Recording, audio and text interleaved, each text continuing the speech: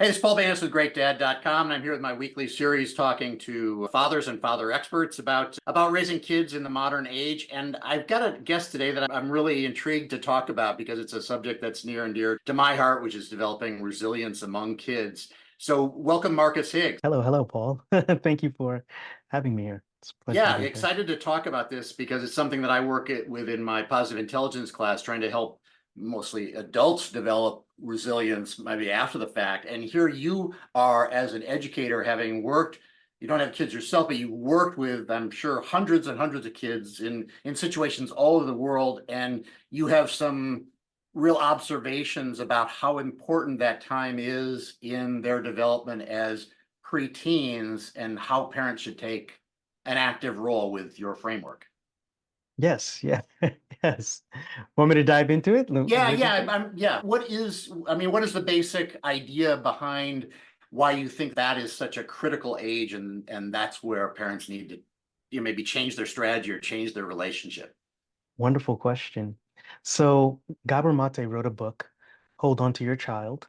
And I think there's polar energies, if you will. There's maternal energy that when you're a child, it says, I love you, you're secure, you're supported, and it pulls you in close, right? It's natural in human development for the adolescent to turn away, to actually want to be independent. But paternal energy says, I love you, you're secure, I support you from afar, and it pushes them, right? And between that tension of the push and the pull is where you get that holistic adult, right? And it's a natural part of human development. A lot of my work comes from Dan Siegel and attachment styles and so on.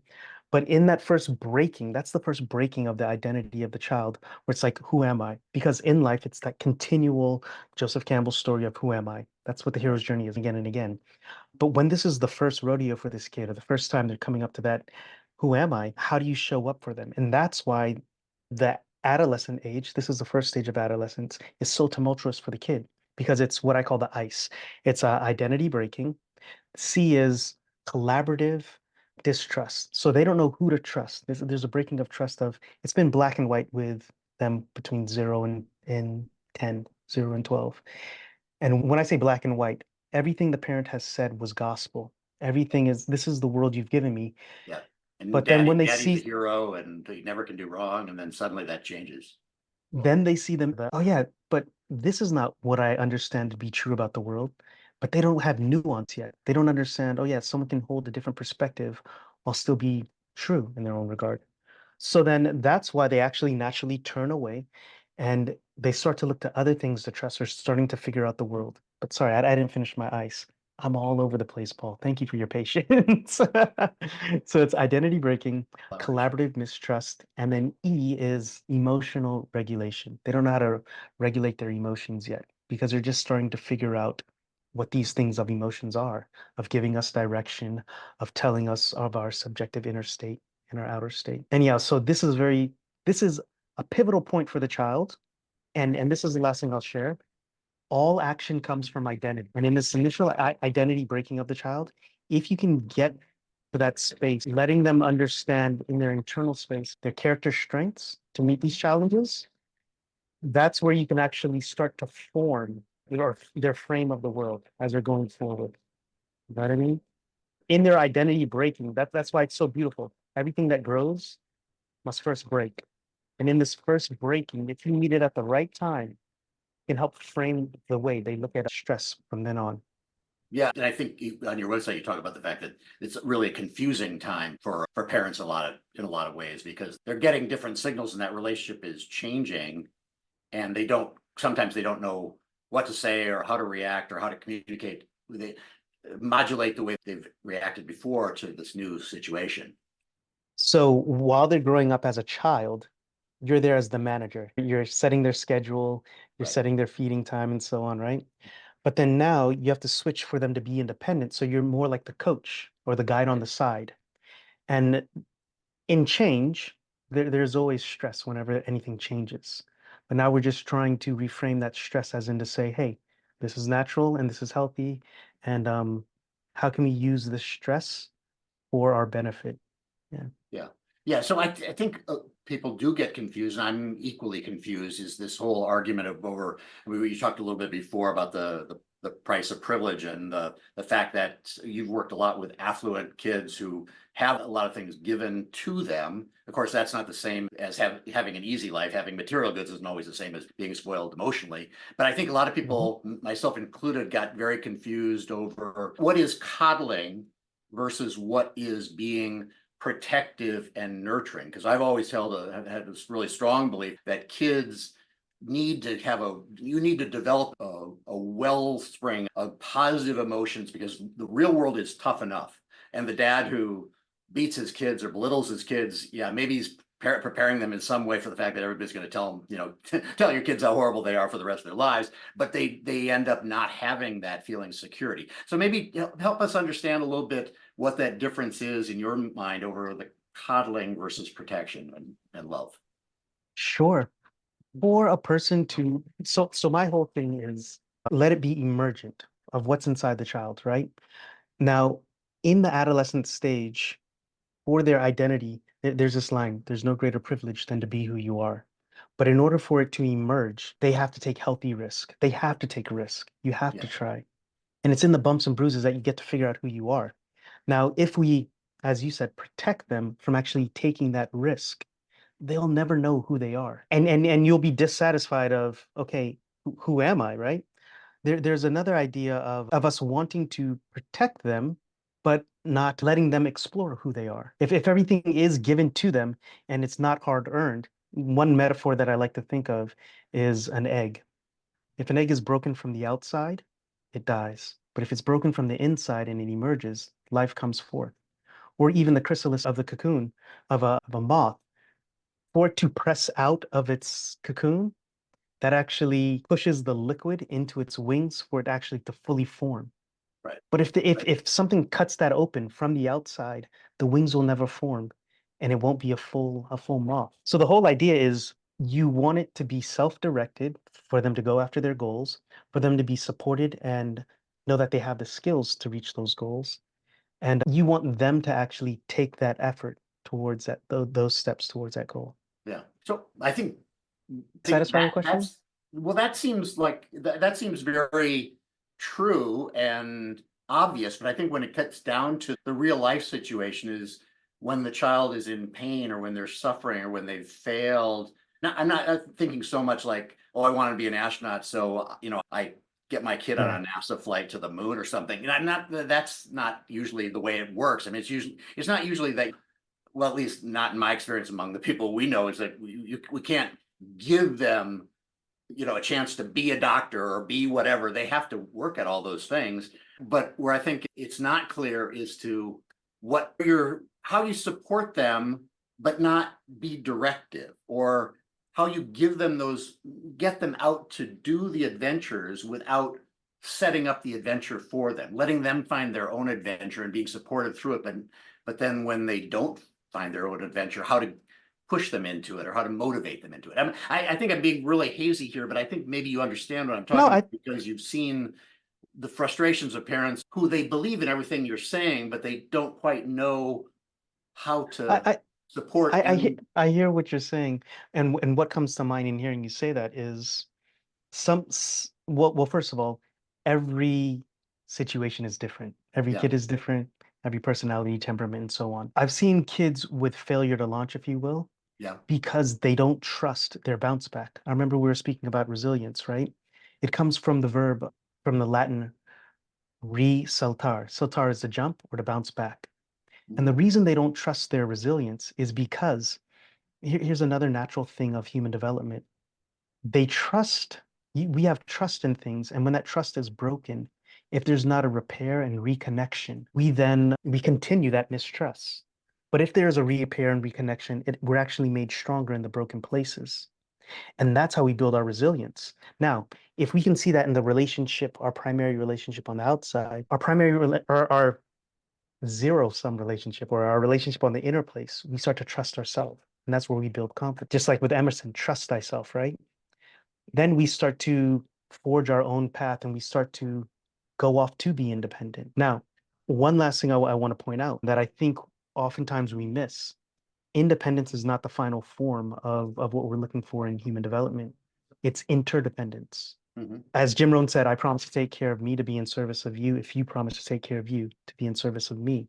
So after we have that pushing away, ideally, a member of society will say, yeah, I am all of this and I contribute back to the whole. So the two missing pieces I think we're mentioning are the right trusting your bounce back as you venture out.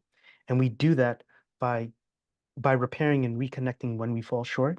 Mhm. And then also our service back to the whole. I've said a lot in there. I feel we're all at a lot of places, but I'm sure there are many threads we can pull to it. Yeah, well, I guess I mean, there's so many, like you say, there's so many different parts of this. Like a child, like you say, who fails to launch, and maybe that's because they've always been rescued from any kind of pain or failure whatsoever. But then the child who's also maybe more naturally emotionally reactive and is quick to feel and sense failure, and that's like two different parts of the spectrum, where you have one kid who maybe is completely unfeeling and is completely ignorant of what pain and suffering is because they've been spared it or rescued from it all the time, and the other child who feels pain and suffering so much just intrinsically, not from any way they were raised, just the way they react to those different circumstances. So are there differences in how you treat those two different child types? Uh, I'll say this, and I'll lead it with a story. There were these two guys, and this is not a true story, but it's a nice metaphor to set this up, my answer. They were twins, and they grew up in this small town in America. They had an abusive father, would come home raging drunk, and then he would wail on them, and they grew up in this home. Eventually, their father died, but the two brothers stayed inside the community. One went on to be an outstanding member of society, part of his faith-based organization, member of, he had a business, and so on. Just a model Right. citizen. The other one went on to live just as his father did, could never hold a job, would often find himself at the bottom of a bottle as well. And they were asked, both of them, why did you turn out this way? Right? Looking at your Right. brother, and they answered the same answer. They said, did you see who my father was? How could I have turned out any way differently? And the reason I framed the question like, or gave that story right at the beginning of my answer is the work that I do, it's a presence coach for parents of preteens, in that I help the parent to be present with themselves and to show up for their kid as best as they can, because that's what's asked of a parent. What happens beyond that, that's really out of our control. It's in our influence.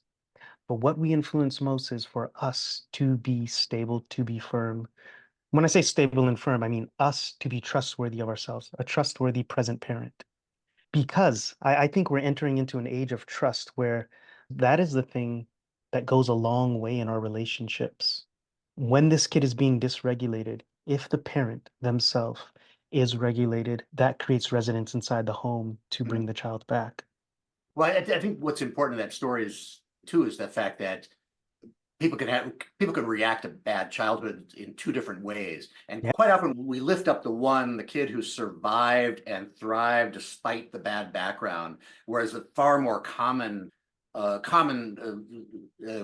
result is the child who fails and is never able to pull themselves up because they had that bad background. But we hear the parable of the strong child, and we want our kids to be like that. But what I think what a major thing of what you're saying is that some parts of the childhood experience, or what the children, how they end up reacting to things, is out of our control. And the best that we can do is be as good a presence model as we can. And to have the best chance of having good kids is to present them To be a with, moral exemplar ourselves. yeah, be exemplar of, or I mean, do all the right things that you should do as a dad, has the best shot at creating the kind of kids you want to have. I mean, outside of that, Paul, what could you ask of the parent, eh?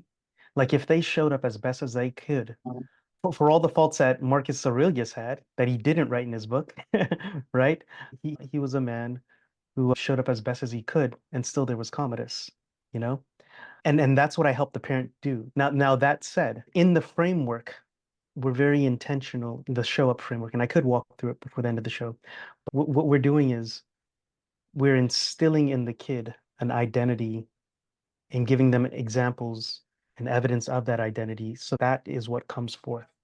We are influencing the kid in a very intentional way, while still also allowing the child to express themselves, to come forward. Yeah, yeah. So what I'm hearing you say is that showing up and being the best parent or dad you can be is one part of the story, and being there constantly. But the other part is, and I do this somewhat in my parenting classes, I call the intentional father, which is Mhm. helping, especially during these key periods, is doing some specific things that you know are going to affect how they frame the world. And but when you talk about that period of time, are you talking about helping them develop a values orientation, or what? Maybe you can walk through what the showing up, the framework is, if that's. Sure. Yeah. So S is start with a strong character identity. All action comes from identity. It's Joseph Clare, but then James Clare, sorry. But then, yeah, every action we take is because this is who I am. And when I say that, we start off with the VIA, virtues and actions. Are you familiar with those? Yeah. The 24, yeah, strengths that are found in every culture, every religion, from the ancient and modern. So we establish that identity inside the kid of, hey, these are your character strengths, and this is how you're gonna respond to the world. Those are always with you. They're innate. You have all of them. Some are expressed more than others, but they're always with you. The Right. second thing is hold space for collaboration. Now, when a kid is going through their identity breaking, they often think, what's wrong with me? Instead of us being in confrontation with them, we then face the problem and we say, hey, there's a problem here, and we're here to help you think through this problem. And we invite them into a conversation with it. It's actually collaborative problem solving. That's the Mhm. framework. But what you're doing is really critical thinking with the child about how we can come to a solution. And hey, again, if a child is not behaving a certain way, it's either times they don't feel supported or they don't have the skills to do it. And Mhm. it's us just being curious on helping them through that. The O is opening up communication. So how do you pass on your values without being preachy? And really Yeah. what values are just what's important to you.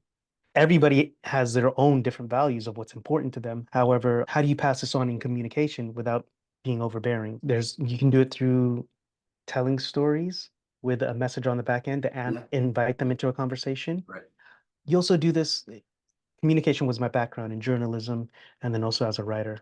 So then there are other frameworks that we use for communication. The last thing is W, wonder and explore this world together. And what that is, I came out of the classroom. We have this thing called project-based learning, which is Yeah. really just project-based living. It's Right. knowing what you want, using your character strengths to get that, learning to also collaborate towards working towards that. Because while you're working on your project, they're going to be working on their project. This is what Angela Duckworth does with her kids. It's going to be long-term, 6 months. We have to commit to it, and you can't quit. And you have to get gritty with it because, we're going to see where's your growth? And it's something that you chose. It's self-directed. This could be a sport. This could be a language. This is something that the kid is working on so they can see their own progress. And the last thing is UP, unveil your potential together. It's you and your child spiraling up together and with you as the moral exemplar. So that's the show up framework. We're starting with identity.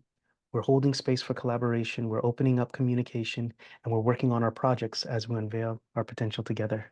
Yeah. Well, okay, so I think where a lot of people get tripped up in this, because it all sounds very methodical and very like good ideas, but it is, well, the first conflict is, I think there are two major conflicts. One is when the kid doesn't want to do the project or doesn't want to follow any of the steps that you're taking. That's one. Maybe we should talk about in a second. But the first one is when the father says, your value of whatever, like you should do sports and that's the way to get ahead and everything. And the kid says, I don't want to do sports. Or, the parent has some specific idea of the way they want their kids to be, and the kid, and then this plays into the whole time of this rupture, is that you're at odds. And the fact that, and this is true for a lot of parents I've found, is that they just can't get over the fact that their kid is not a little mini me. And it's during this tween period where the rupture occurs. And up to that point, it's been like they've been at your side every moment. They want to, do everything. And then suddenly one day is like, I don't want to do that today. And for a lot of parents, it becomes really painful, and they feel a sense of lack of the relationship breaking down or whatever. But they also sometimes develop kind of anger or animosity toward their children because they've somehow failed them in their perspective of what their kid should be. So can you talk a little bit about that? How Yeah. parents deal with that? It's You know what? painful. I'll It take really it. is painful, and it's part of being human and working through this. Whenever you're feeling a funky feeling anytime in life, the question you ask yourself is, what am I not willing to accept? Yeah, yeah, And sometimes we can't accept that this person is their own person yeah, coming forth. We want to control it. yeah, And when something, and nobody likes to be controlled, be it toddlers, be it teens, be it my grandparents, yeah. nobody likes to be controlled. In my framework, the whole idea is not even in my framework, this is human development. Right. And this happens across the board. When I say there's no greater privilege than to be who you are, I want you to be fully Paul. I want you to fully express yourself. Mhm. Because as you fully express yourself, that is where you are differentiated and it's beautiful, it's unique. And there are three quotes I have. The second one is by a guy named John Donahue. The duty of privilege is absolute integrity. As you are an individual, you have to be in integrity with yourself. Because when your story is told, it will be a privilege to hear. Sorry, back to your original question. I'm getting offhand. Some parents don't like to accept that this mini me, as you said, is venturing off to do their own thing. But for that mini me to be happy, for that mini me to actually be a contributor to society, they have to be who they are. That's a fundamental belief that I have experienced in the class, in my travels, in all of the work that I've done. You really can't feel the abundant joy of life if you're not expressing from an authentic place. Sure. That is what it means to be. It means to experience, to process, and to express. And if you're not expressing, you're constipated. So yeah, Yeah, but it is challenging at that it is time. challenging. I'm not saying it's easy. It's challenging. Yeah, definitely. Yeah. I mean, even when you have the best of intentions and you love them dearly, they'll have differences of opinion that are really just difficult. I share the fact that my kids are biracial. They're half Korean and half white, and the whole idea of race to me is a different construct than that they have, that I can feel as a progressive liberal and very as empathetic as I possibly can, but I don't see the world from their eyes just because they see the world through their eyes. And that, I mean, I've run groups on this, is trying to get parents of biracial kids to even have that, be able to hear those stories and not, and accept them for what the kids say rather than from what I want them to experience as children. So I get that's really hard. But so the second part of the question is what you do when the kid doesn't want to go along with your project or your suggestion. Like the idea of having a project, I love that idea. I mean, if my kids ever said, "Hey, Daddy, I want to do this while you do this, and I want your support," I would have jumped. Well, I did jump on it whenever they did, but it wasn't as easy as saying, "Hey, do you want to learn French Oh, this year?" we say the project should be self-directed. Right. It is something challenging that the child chooses. And the reason we say that is I love etymology, right? So two things I'll share with you. First is the etymology of the word passion. It comes from the word pati, which means to suffer. That's why it's called the Passion of Christ, Right. right? Yeah. For me, what passion means is what do you love so much you're willing to suffer for? And when it is self-selected, it's like, no, I chose this. And when I'm meeting it with my character strengths, I'm meeting it with my essence. The second thing I want to share with you is, as I told you, I taught in Korea for 6 years. And I had this adult student. She told me she practiced the violin just as her mother told her to do. She went to the school her mother told her to go to. She married the man who her mother set up and arranged for her. And she was dissatisfied because she looked back at her life and she said, "This is not my life. Yeah. This is my mother's life." Yeah. Yeah. I respect anybody in any choice that they make because we're all trying to figure out this life together. What I have seen in the pattern is we can't put our value system on other people. We can share it with them and and that's why I say we can be trustworthy present parents. You trust that I have your best interest in mind and I can be in contention with you, but every and all that I'm doing is for your benefit. When I say in contention with you, what conflict really is a clashing of wants in a narrative level. I might want something else for you, but I still respect you and I still hold your dignity. And you know that you can trust me to be working out for your well being. So that's how you hold different views while still holding on to the relationship. But so you could create family values, for example, and define what Yeah. your family's values are. But if your child said this one is a little bit farther afield than this other one that I find more important, I mean, that's not a reason for saying, you're wrong. I guess that's part of that period of time when you're helping develop their framework. Some divergence is okay, but I mean, there are certain values we want our kids to have, kindness and generosity and honesty and things like that. And hopefully they have some of those basic ones. But if they put more emphasis on like achievement versus charity, for example, I mean, charity is good, but and achievement is good, but some kids would be more on the achievement scale than the charity scale. And I think that's where you have to give them the latitude to be who they are. Yeah. This is all people, no? Well, You yeah, want to but give I all guess I'm just people their wondering good. in terms of in terms of developing these kids at that time when you're trying to teach them virtues and values, how that is then in conflict with who they really are. I mean, it's not the same as making them try out for basketball or making them play the piano. It's teaching them some of the basic building blocks. Well, it's interesting, right? So virtues are already inherent with you. Right, right, I believe the virtues of the 24 virtues are in everybody to be expressed. The values are what's important to a person. Now, everybody has a different value system. We can have collective value. That's what culture is. People right, like us do things like this. That's a collective right, identity. right. You can have family values. Our family values these things. These things are important to our family. Now, you can put on any project to that. If they want to work at the dog shelter, if they want to get straight A's, if that's what they want to pursue, if they want to build homes with Habitat for Humanity, Yeah, yeah, yeah. but that's on the foundation of virtues and values. There's going to be a unique expression of that from the life that they live.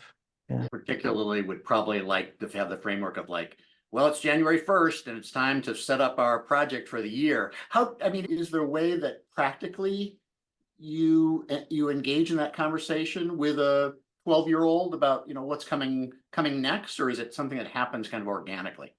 So with project-based learning, there are actual steps to it. You're doing something that is working towards, well, it's working towards the well-being of the collective community, or Uh, if it want to be to the well-being of themselves.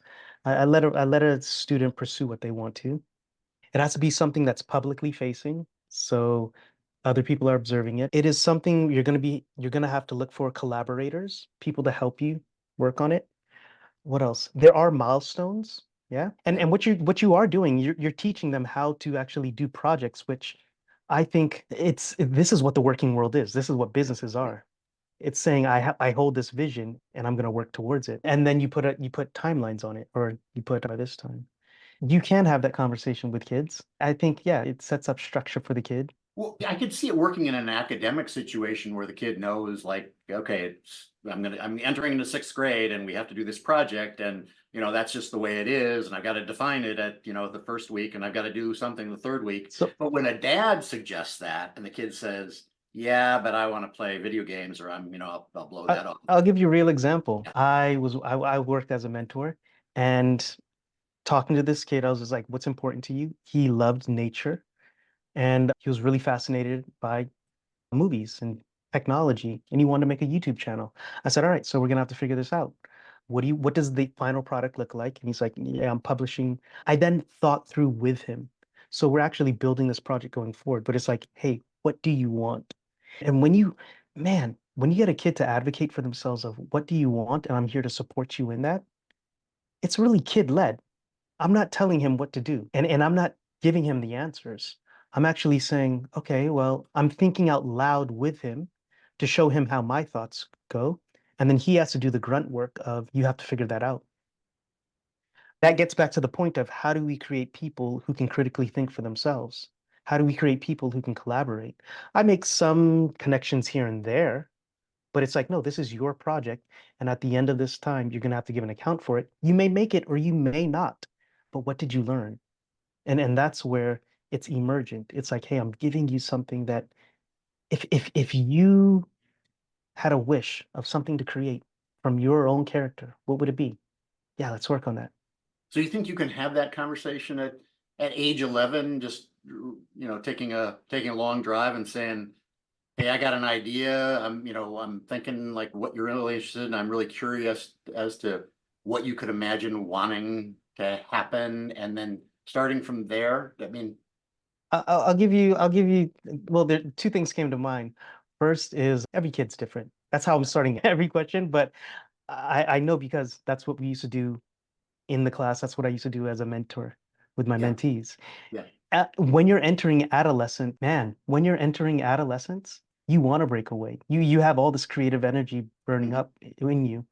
I think there's a whole nother conversation. I think traditional education beats it out of people in the sense of, hey, just tell me Sure. what to do.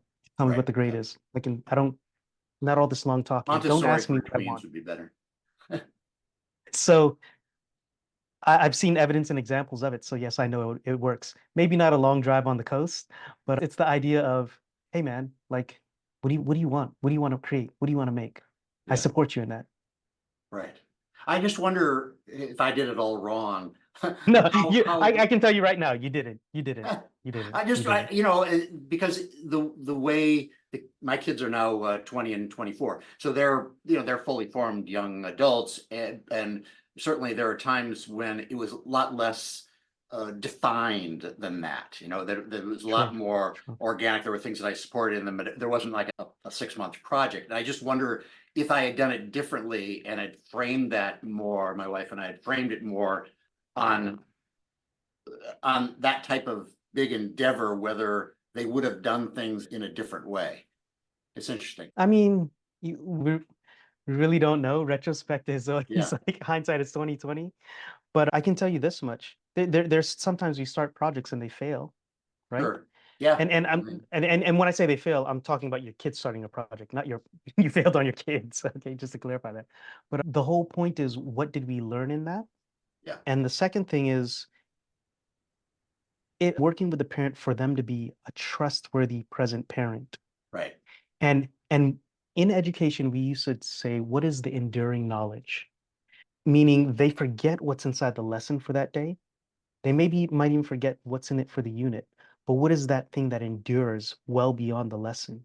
What is the knowledge that they gained? Mm, And if they gain the knowledge that, you know, I can pursue my dreams, I can collaborate with people, I can think through my problems, that's the enduring knowledge that sticks with them. yeah, I think it's also important to keep in mind that at this age, dilettantism isn't really a thing. It's such an age of exploration that even if they pursue something for 2 weeks, hopefully you haven't bought thousands of dollars worth of equipment to facilitate their latest hobby, but that they get a chance to explore something for 2 weeks. And if they don't continue loving it at 11, that's not the same thing as buying a whole bunch of gear for the next project when you're 40 and not understanding what turns you on. But I mean, but I think that's the kind of grace that you're looking for, the thing that does really turn them on, that does turn into a 6 month project, that really does set them afire and really ignites those passions. And that's not easy always to find.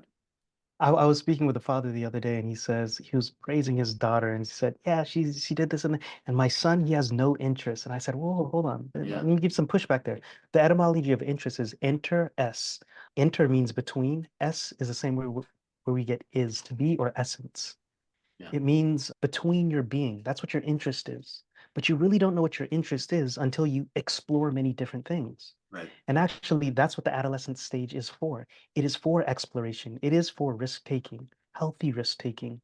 But let's try many different things, and whatever latches, hey, there's support for you, man. Yeah, Yeah. and trying to avoid that feeling of, like in your example, one's a success and the other one's a failure, because that is the worst message that you can give to your kids when they don't fit into some expectation that society has for what is defined as success at that age. And we all talk about only the super successes, the ones who go to Harvard or go to Juilliard or go to the NFL or whatever it is, and we forget about all the other kids who are perfectly fine and are going to be wonderful human beings, Well-adjusted members of society who which is, contribute and they're at peace. yeah, Like, and at peace. Yeah, yeah, yeah. There's one last idea I'd leave with you. It's called Big Potential by Sean Aker. In the book Big Potential, he looks at like what makes a good team and what makes potential flourish and open up. Do you remember when LeBron went to Miami and they had all those star A players, but then they didn't win any championships? Yeah. For a team, you need to lean into people's zone of geniuses or into what makes them special and what Yeah. makes what they contribute to the whole. There's something that quote unquote failed kid uniquely can contribute. And it's our job, I think, as educators, parents, caregivers, and so on, to figure out what that is Yeah. and then support them in leaning right into that as hard as they can.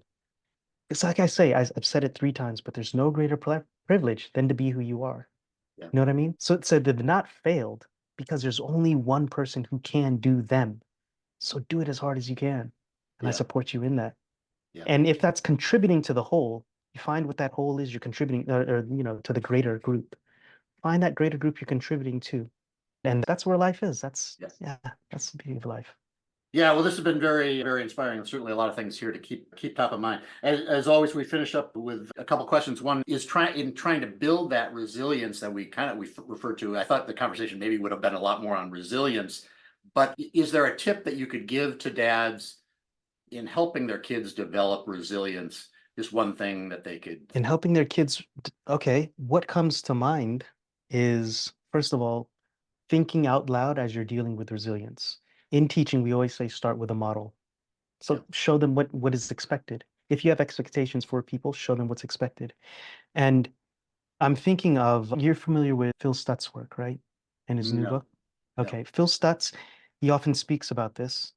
He's the one who wrote The Tools with Barry Michaels and a new book, Living, on there are 3 types of resilience or stressors, if you will. There's a stress that you choose with your schedule, that's maintenance stress. Then there's a stress that comes out of left field, that hits you unexpectedly. You weren't expecting that hurricane, death of family members, so on. And then there's the stress that you choose for expansion. And when I say stress, in your vernacular, we could use resilience. Mhm. Or not resilience, but resistance. As a father, have these conversations with your kid about these different types of resistance you're facing so your kid can understand, oh yeah, um, my father's being an example of what he expects. Yeah, have those conversations, but then again, yeah, don't expect anything of a person if you don't model it. And then would you have anything a challenge for this coming week? And maybe it is that just to keep that top of mind during the coming week Um, for dads as they.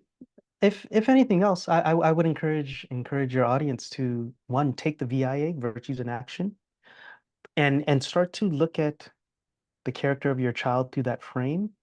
And what do I mean by that is where your attention goes, your energy flows. So I have so many of these quotes in my pocket, but twice I did good, heard it never, once I did bad, and heard it forever. Because we are focused on the negative so much, but if you see a contribution of your kid giving back to it's virtue spotting, basically. Sure. You know what? I saw you did this, Yeah. and I feel this particular way about how you showed up in that place. Because then your kid will start to say, you know what? That's part of my identity. One of the lines in helping to influence the behavior of a kid is simply asking, is this the type of person you want to be? Mm. While still holding dignity for them, not speaking down to them, but is this the type of person you want to be? Because it gives them the choice and it says, yeah, is this the type of person you want to be? It's your Yeah. choice. Yeah. Yeah. I think Um, there's a difference there also yeah. between complimenting on specific acts versus complimenting on a larger behavior pattern. Like rather than saying, thanks for emptying the dishwasher, thanks for being, thanks for being always so willing to help out with the family or being supportive of the family, or, I love the way, you understand that we're all, working together here. It's a And, different, and then you it's different framing. and then you tie it into their Right. identity Their of identity. Yeah. saying, oh yeah, You're the type of person who is generous or well, great. Thank you very much for taking this time. A lot of great stuff in here. And I wish we could continue on for another hour because you've got so many great quotes and a lot of really interesting frameworks. And we didn't even delve into why you're the background of your name and you're interested in stoicism and how that's affected your philosophy as well. And then maybe we'll do that another time. another time. Yeah. So you can find Marcus at marcushiggs.com. We'll put that in the show notes along with your coaching programs. Yeah. Yeah, you can contact me at marcushiggs.com or reach out to me on LinkedIn. And yeah, I'm here. Okay, great. So Paul Bates with GreatDad.com. Thanks again, Marcus Higgs. You can find my work with resilience at GreatDad.com/PQ, which stands for Positive Intelligence, which is a 6-week program really to help you develop some of the basic building blocks of resilience, including how to identify when you actually are stressed, which a lot of us don't really know, how to stop those triggers from affecting you, and how to move to positive solutions. So look for that. And until next time, take care.